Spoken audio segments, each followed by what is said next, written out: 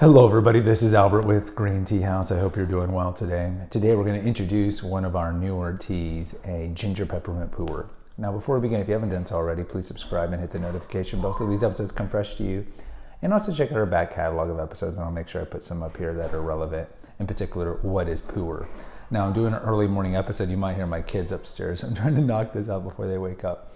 So I like to call this blend, it's a custom blend that I made, the Digestive Diva, because it has three things that are very good for digestive health. It's got, as the name would suggest, ginger, peppermint, and pu'er. So let's start with the base. The base is obviously going to be pu'er.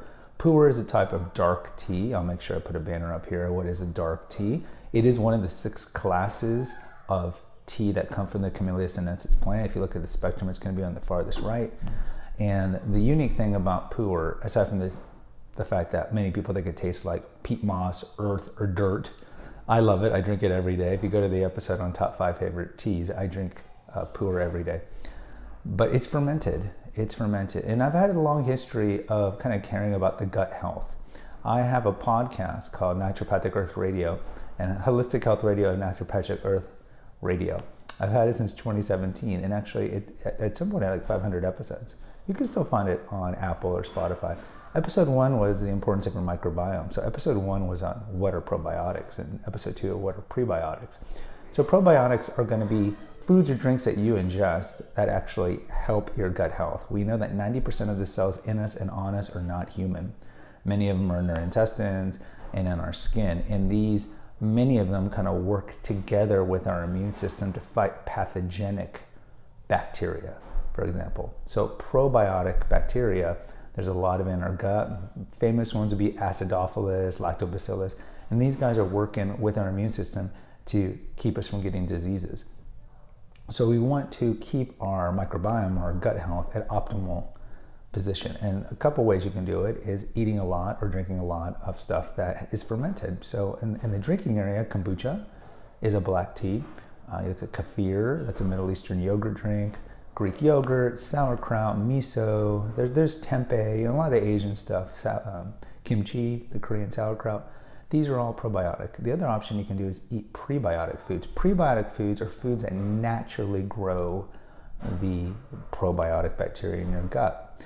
And so this is going to be most of the fruits and vegetables, but really particular if you like asparagus, you like leeks, you like artichokes, unripened bananas. These are excellent prebiotic things. And anytime you take an antibiotic, it destroys your gut health for 2 years. So be very wary in how you take antibiotics. I'm not a doctor, I'm not giving medical advice.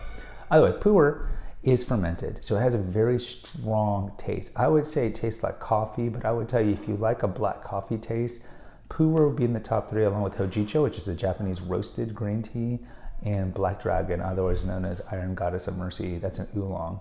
They kind of taste like coffee too. So that's the base of this blend. And then we throw in ginger.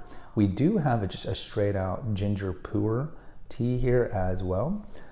Ginger is great. It's got an active ingredient, gingerol, which is known to fight indigestion, dyspepsia, or upset stomach, heartburn, flatulence, bloatedness, all these things. And so we know this historically because think about it. Remember what ginger ale used to be, gingerbread cookies. So we've known for a long time that ginger helps with digestive problems. Now when you eat gingerbread cookies, unless you're making them at home or you drink ginger ale doesn't have any ginger, it's high fructose corn syrup. But we throw in the ginger, and I love ginger pu'er. I mean, that is the one I drink almost every morning.